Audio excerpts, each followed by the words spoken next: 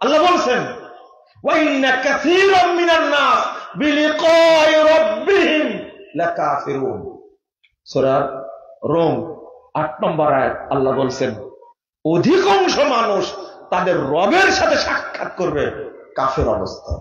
কি অবস্থায়? আল্লাহকে মানেনি, কাফের অবস্থায়। রব মানে কিন্তু কি? কাফের। আল্লাহ বলছেন ওয়া ইন্না কাসীরাম মিনান নাস বিলিকাই রাব্বিহিম লাকাফিরুন। পরিষ্কার বলে দিয়েছি আপনাদেরকে, স্পষ্ট। মুসল্লি থাকবে কিন্তু মুমিন থাকবে না। যদি সাহাবীরা এই হাদিস পড়ে ভয় করেন, তাবেঈরা যদি ভয় করেন, তাবেঈরা যদি ভয় করেন, তাহলে আজকের যুগে 1500-1600 বছর পর এসে আমাদের মধ্যে কোন মুমিন পাওয়া যাবে? আচ্ছা, এই হাদিসটা শুনে আপনাদের ভয় লাগে না? ভয় লাগে না মনে, তাই না? একটু চিন্তা লাগে না? তাহলে তো সালাত পড়ে লাভ নাই, আগে দেখতে হবে মুমিন কিনা, তাই না? মুমিন কিনা। একজন কবর পূজারী যদি 10,000 বছর বাঁচে আর কবর পূজা করতে থাকে, সে কি কোনদিন মুসলিম হতে পারবে? কি থেকে যাবে? তাহলে বুঝবেন না তো আপনারা। একটু চলেন, একটু বুঝাই দিই। একজনকে এই বক্তব্য দেওয়ার পরে একজন মসজিদের মুতওয়াল্লি সভাপতি বলছেন, আমার তেমন অপরাধ নাই, আমি বছরে একদিন আমার পীরের কাছে যাই, ওই চিটাগাং মাছভান্ডারিতে যাই, আমি কিছু গরু দেই, আপনি কি আমাকে মুশরিক বলবেন? আমি বললাম, আপনি শুধু মুশরিক না, বিধর্মীদের চেয়ে বড় কাফের আপনি। বলেন কি? জি, আমি মসজিদের সভাপতি। কিন্তু আপনি মসজিদ কেন, আপনি কাবা ঘরের যদি সভাপতি হন লাভ নেই। আরো চেতে গেছে, আপনাকে নিয়ে আসাই ভুল হয়েছে। হ্যাঁ হয়েছে ভুল, তো মনে রাখেন, কথাটা মনে রাখেন। আমি বললাম কয়বার হজ করেছে? বেশ কয়েকবারের কথা বললেন, 10-12 বার হবে হজ করেছে। তাই উমরা 20-25 বার হবে, টাকা আছে, উমরা করেছে। আমি বললাম আল্লাহ নবী মুহাম্মদ সাল্লাল্লাহু আলাইহি ওয়াসাল্লামের দাদা নাম কি? আব্দুল মুত্তালিব, তাই না? আব্দুল মুত্তালিব কাবা ঘরের মুতওয়াল্লি। সারা পৃথিবী থেকে যত হাজি যেত তাদেরকে খাবার দিতেন, সম্মান করতেন, প্রতি বছর হজ করতেন, সাফা মারওয়া সাই করতেন, আরাফার মাঠে যেতেন। এই আব্দুল মুত্তালিব কাবা ঘরের মুতওয়াল্লি থাকা অবস্থায় আব্রাহা গেল কাবা ভাঙতে, গেছিল না? যার পরে আব্রাহার লোকেরা আব্দুল মুত্তালিবের উটগুলো চুরি করে নিয়েছে। আব্রাহার কাছে গিয়ে আব্দুল মুত্তালিব বলছে যে, আব্রাহা, তোমার লোকেরা আমার উটগুলো চুরি করেছে, উটগুলো দিয়ে দাও। তাহলে আব্রাহা বলছে, আমি আসছি কাবা ভাঙতে আর তুমি আসছো উট নিতে। আমি শুনেছি তুমি নাকি কাবার মুতওয়াল্লি, কুরাইশদের নেতা, তুমি তো স্বার্থপর। আব্দুল মুত্তালিব বলছে, কাবার মালিক আল্লাহ, উটের মালিক আমি, আমার উটগুলো দিয়ে দাও। কাবার মালিকই বুঝবেন কাবা কি করবেন। কি কথা ঠিক হয়েছে? ঠিক হয়েছে কি? হ্যাঁ, ওই কাবার মুতওয়াল্লি আব্দুল মুত্তালিবের ঈমান বেশি শক্তিশালী না আপনার ঈমান? এই ঘটনা ঘটলে তো আপনি পালাবেন, মসজিদ রেখে পালাবেন না? হ্যাঁ, পালাবেন। এত শক্তিশালী ঈমানের লোক হওয়ার পরেও আব্দুল মুত্তালিব কোথায় আছে? কোথায় আছে? জান্নাতে না জাহান্নামে? জাহান্নামে। এই হজ ঠেকাতে পারছে? জাহান্নাম ঠেকাতে পারছে?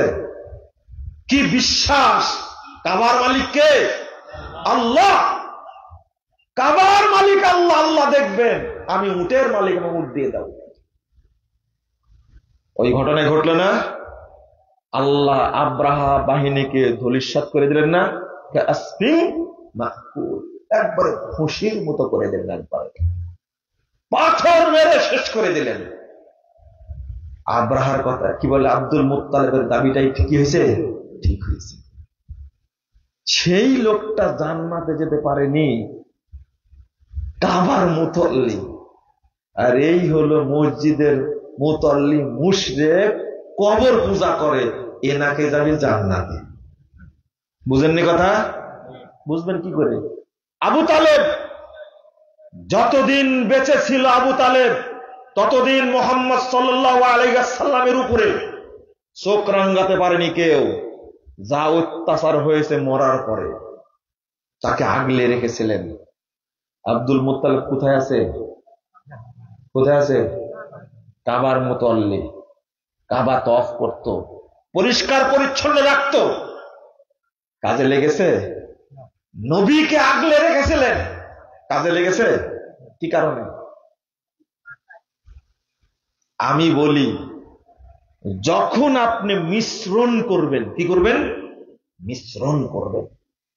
বিধর্মীরা তারা পূজাই করে, শিরিক করে, এটা একটা জিনিস।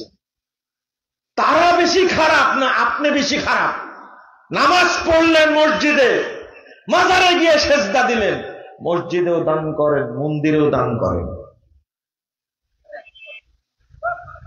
মক্কাতেও যান, মন্দিরেও যান। এই দুই ধারার মুনাফিক যারা আছে, আছে না? আছে নাকি?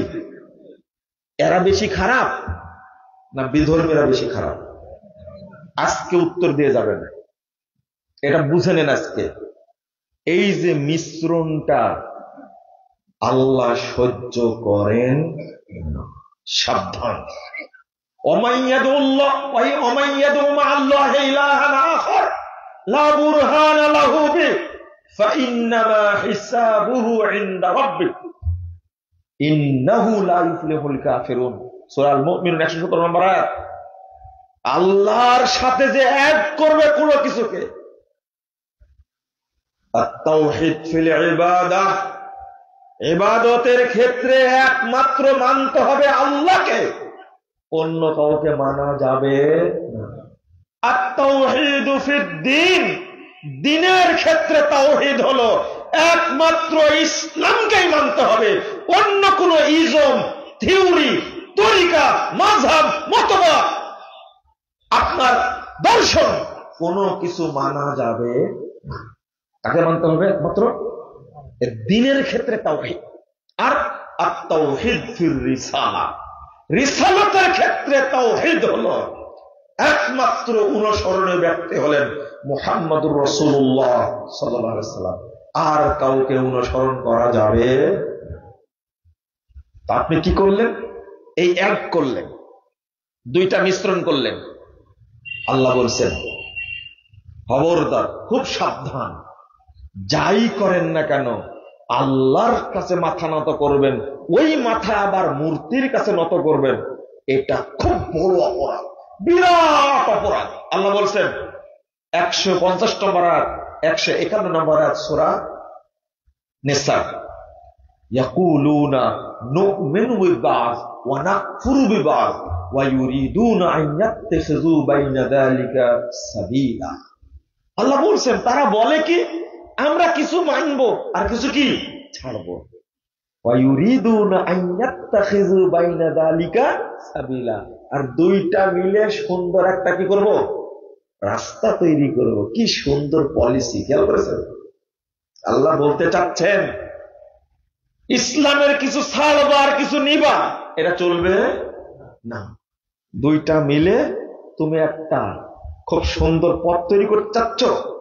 আল্লাহ বলছেন উলাইকা হুমুল কাফিরুনা হাক্কা, এরাই হলো অরিজিনাল কাফের। কি কাফের? একবারে ফ্রেশ ফ্রেশ, নির্ভেজাল কাফের। নির্ভেজাল বুঝেন তো?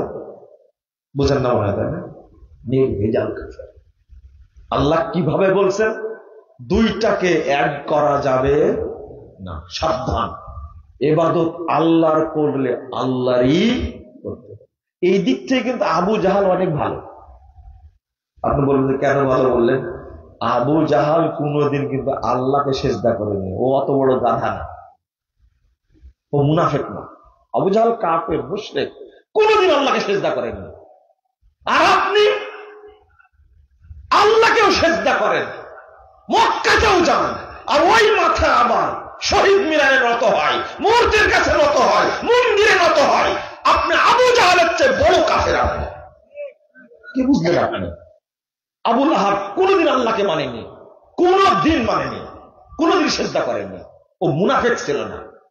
আর আমরা লা ইলাহা ইল্লাল্লাহ বলার পরেও আমরা বড় মুনাফিক, বড় কাফের। আল্লাহ বলছে, আমার কথা না, উলাইকা হুমুল কাফিরুনা হাক্কা, এরাই প্রকৃত কাফের। ওই বিধর্মীরা বড় কাফের না, কারণ এরা দুইটাকে কি করেছে? মিক্সচার করেছে। ইসলাম আর গণতন্ত্র খিচুড়ি পাকাইছেন, তাই না? এই শাস্তি আগে হবে। ইসলাম আর ধর্ম নিরপেক্ষতাবাদ একসঙ্গে খিচুড়ি পাকিয়েছেন, ইসলাম আর জাতীয়তাবাদ একসঙ্গে খিচুড়ি পাকিয়েছেন। আল্লাহ ছেড়ে দিবে আপনাকে? ইসলামের গায়ে আপনি সেকুলারের পোশাক পরালেন কেন? ইসলামের গায়ে আপনি ন্যাশনালিজমের পোশাক পরালেন কেন? ইসলামের গায়ে আপনি কমিউনিজমের পোশাক পরালেন কেন? আপনাকে এই অধিকার কে দিয়েছে? ইসলাম ইসলামের ধারায় চলবে। আপনি পারেন না, বিধর্মীদের মতো করেন। আপনি এক করলেন কেন? আপনি ইসলামের উপরে আপনার নিজস্ব পোশাক চালাতে পারবেন না, চলাতে পারবেন না। এই জন্যই আমাদের ভিতরে ঈমান নাই, মুসল্লি আছে কিন্তু কি নাই? মুমিন নাই। তাগুতের সাথে তাওহীদের কোনো আপোষ হতে পারে না। পারবে কি? তাগুতের সাথে তাওহীদ মিশানো যাবে? বলেন, শিরিকের সাথে কুফর মিশানো যাবে? তাহলে আপনি কেন মিশাচ্ছেন? এটাই হলো সবচেয়ে বড় অপরাধ। হ্যাঁ, যারা মূর্তি পূজা করছে করছে, কবর পূজা করছে করছে, ও বিধর্মীদের কথা আলাদা। ওরা বিধর্মী, নট মুরতাদ। আর আমি মুসলিম হওয়ার পরে যখন মাজারে সেজদা করি, কবরে সেজদা করি, মূর্তিকে সেজদা করি, তখন আমি মুরতাদ। তখন কি? বিধর্মীকে হত্যা করা ফরজ না, কিন্তু মুরতাদকে হত্যা করা ফরজ।